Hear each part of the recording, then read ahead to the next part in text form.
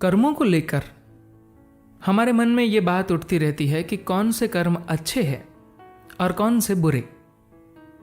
लेकिन बहुत सी बार हम इस दुविधा में ही रहते हैं कि कोई कार्य जो हमने या किसी और ने किया वो एक अच्छा कर्म था या फिर बुरा। आइए जानते हैं अच्छे और बुरे कर्मों के बारे में। विवेक पूछता है सद्गुरु से, सद्गुरु, हमें सबने यही बताया है कि हमें अच्छे कर्म करने चाहिए जो हमारे पूर्व संचित बुरे कर्मों से हमें मुक्त करेंगे। क्या ऐसा नहीं है? सद्गुरु कहते हैं, गुण के आधार पर कर्मों को बांटा गया है। हिंदू अक्सर 3 तरह के गुणों की बात करते हैं, जबकि बौद्ध धर्म में इसे 7 भागों में बांटा गया है। यह सिर्फ एक बंटवारा है जो हम कर सकते हैं, लेकिन एक बात हमेशा ध्यान रखिए कि चाहे वह अच्छे कर्म हो या बुरे, दोनों ही बंधन होते हैं। आरामदायक जीवन जीने में दिलचस्पी रखने वाले लोगों के लिए कर्मों का इस तरह से बांटा जाना महत्वपूर्ण होता है। वे हमेशा इसी सोच में लगे रहते हैं कि अच्छे कर्म कैसे किए जाए ताकि वे अगले जन्म में धन, सुख और कुशलता के साथ पैदा हो। अच्छे और बुरे कर्म केवल उसी व्यक्ति के लिए होते हैं जो द्वैत में जीता है, जबकि जीवन और मृत्यु के परे की सोचने यानी मुक्ति के बारे में सोचने वाले व्यक्ति के लिए अच्छे कर्म भी उतने ही बेकार होते हैं जितने बुरे कर्म। उसके लिए तो कर्म मात्र कर्म होता है। कर्म को अच्छा या बुरा बताने के उसके लिए कोई मायने नहीं होते। एक आध्यात्मिक व्यक्ति के लिए सभी कर्म बुरे हैं। अच्छा कर्म हो या बुरा, उसके लिए बुरा ही होता है। जो व्यक्ति अस्तित्व के साथ एक होना चाहता है, उसके लिए कुछ भी अच्छा या बुरा नहीं होता। उसके लिए सभी कर्म बाधक है, सभी एक बोझ है। वह सारे बोझों को गिरा देना चाहता है। वह ऐसा नहीं सोचता कि अगर तुम मुझे 1 क्विंटल सोना दोगे तो मैं उसे ढोने के लिए तैयार हूं, लेकिन तुम मुझे 1 क्विंटल कूड़ा दोगे तो मैं उसे नहीं ढो सकता। उसकी ऐसी मानसिकता नहीं होती। एक साधक को इसी तरह से होना चाहिए कि मैं सारे बोझ को गिरा देना चाहता हूं। उसके लिए सोना और कूड़ा दोनों ही भारी होते हैं, जबकि दूसरे सभी मूर्ख ये सोचते हैं कि सोना ढोना महान कार्य है। अब इनका फर्क समझ रहे हैं ना? समझदार व्यक्ति देखता है कि चाहे वह सोना ढोए या कूड़ा, उसके लिए दोनों ही बोझ है। जबकि दूसरा आदमी सोचता है कि सोना कूड़े से बेहतर होता है क्योंकि उस समय वह कूड़ा ढो रहा होता है। विवेक पूछता है, सद्गुरु, क्या कर्म सिर्फ हमारे कार्यों से ही प्रभावित होते हैं या विचारों से भी? सद्गुरु कहते हैं, देखिए, जैसे ही आप ये कहते हैं कि यह एक अच्छा विचार है और यह एक बुरा विचार, ये एक अच्छा कार्य है और वह एक बुरा कार्य।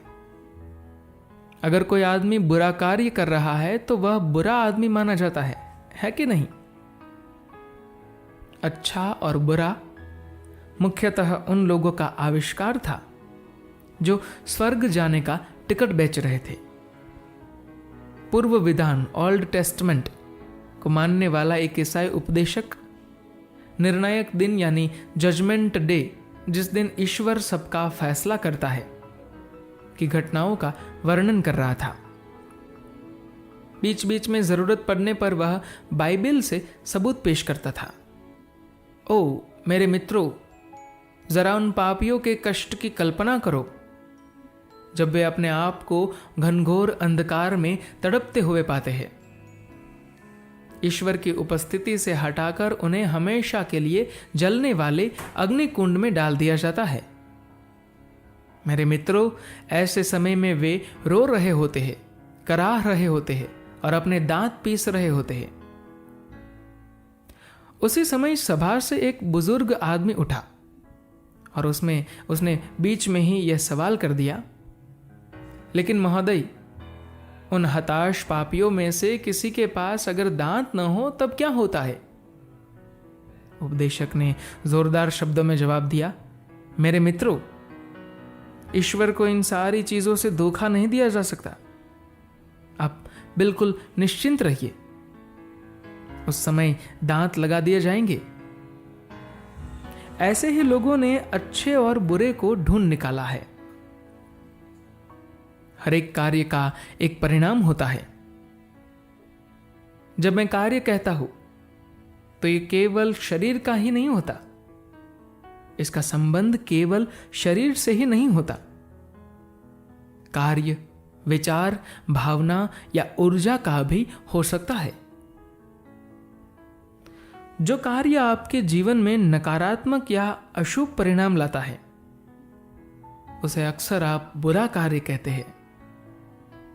सवाल अच्छे या बुरे का नहीं, सवाल बस इतना है कि अलग अलग कार्य अलग अलग परिणाम लाते हैं। एक इंसान के रूप में हमारे पास कार्य करने के लिए विवेक होता है। अगर आप में भरपूर चेतनता है तो आप यह देख सकते हैं कि हर एक कार्य का एक परिणाम होता है। अगर आप आनंद पूर्वक परिणाम को स्वीकार कर सकते हैं तो फिर आप अपनी मर्जी के मुताबिक कुछ भी कीजिए, कोई फर्क नहीं पड़ता। लेकिन आज अगर आप कुछ करते हैं और जब उसका परिणाम सामने आता है तो आप चिल्लाने लगते हैं, तो बेहतर होगा कि अपने कार्यों, विचारों, भावनाओं या जो कुछ भी है उसे कम कर दे। आप ऐसा कुछ भी शुरू मत कीजिए जिसे आप संभाल नहीं सकते। यह अच्छे और बुरे की बात नहीं है, यह बात सिर्फ अपने जीवन को समझदारी से जीने की है। दूसरे शब्दों में बात सिर्फ इतनी सी है कि आप ऐसा कोई पत्थर उठाने की कोशिश मत कीजिए जिसका बोझ आप ढो न सके। आप वही चुनिए जिसे आप संभाल सके। हर कार्य के साथ सिर्फ यही ध्यान रखने की बात है। अगर आप इस चीज को अपनी चेतनता में ले आते हैं तो फिर चिंता नहीं करनी पड़ती कि क्या अच्छा है और क्या बुरा है। तब आप बस वही करते हैं जो आपके लिए जरूरी है, न उससे ज्यादा न उससे कम। धन्यवाद।